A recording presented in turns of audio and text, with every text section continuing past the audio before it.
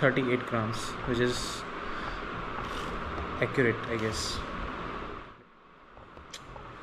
मैंने ये अमेज़न से किचन स्केल वेट मंगवाया है.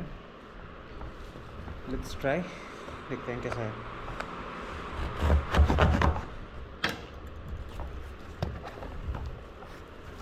ओके, सेल भी इंक्लूड किए गए हैं एंड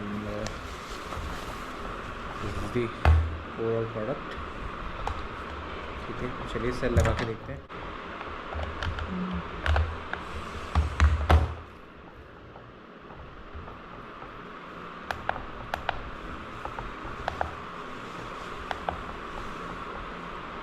ये हो गया 0. मैं इसको टेस्ट कर रहा हूँ. ये 36 ग्राम्स का है और मे बी 1 and 2 ग्राम्स का पैकेट की वज़न होगा. Let's try. Yes, 38 grams, which is accurate, I guess, because 36 plus 1 and 2 grams for the packet. I guess this is really good. ठीक है, that's it. That was the review. Thank you.